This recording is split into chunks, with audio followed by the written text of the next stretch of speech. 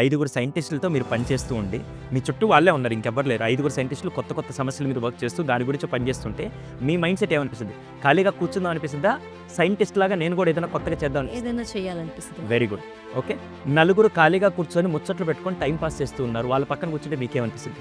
ముచ్చట్లు పెట్టాలనిపిస్తుంది. నాకు రోజు నిత్యం ఫస్ట్ ఉదయం లేచిన దగ్గర నుంచి రాత్రి పడుకునేదాకా ఇలా చంపారు, ఇలా చేశారు అనేది నా మైండ్లో ఎక్కువ ఫీడ్ అవుతుంది. ఫస్ట్ థింగ్, ఇంతకుముందు మన దగ్గర ఇన్ని లేనిది ఇప్పుడు జరగడానికి కారణం ఏంటంటే, రోజువారీ అది సినిమాల నుంచి అవ్వచ్చు, వెబ్ సిరీస్ల నుంచి అవ్వచ్చు, చూసే వార్తల నుంచి అవ్వచ్చు, రోజు నన్ను ఇలా చంపారు, ఇలా చేశారని చెప్పి మీరు ఒక్కసారి సీక్వెల్ హత్యల్లో చూసారంటే, ఫస్ట్ మేఘాలయ మర్డర్ కేసు దగ్గర నుంచి మాట్లాడితే, దాని తర్వాత ఈ మధ్యలోనే మీరు ఒక 10 కేసులు చూశారు. అక్రమ సంబంధాలు అనగానే చాలామంది ఏమనుకుంటారంటే వాళ్ళతో ఏదో సెక్షువల్గా దానివల్ల నీడ్ వల్ల అనుకుంటారు.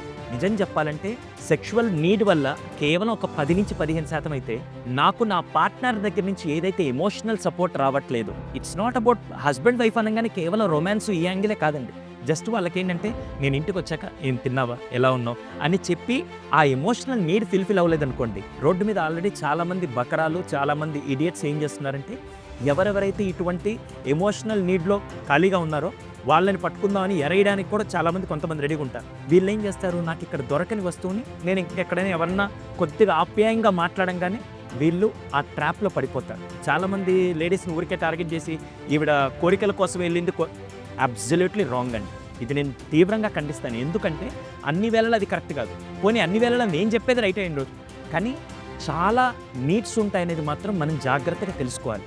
అది తెలుసుకోకుండా మనం ఊరికే వివాహేతర సంబంధం అని మాట్లాడేస్తాం, కానీ అది కేవలం వివాహేతర సంబంధం మాత్రమే కాదు, దాని వెనకాల సైకలాజికల్ రీజన్స్ ఎన్ని ఉన్నాయనేది జస్ట్ అర్థం చేసుకోవాలి.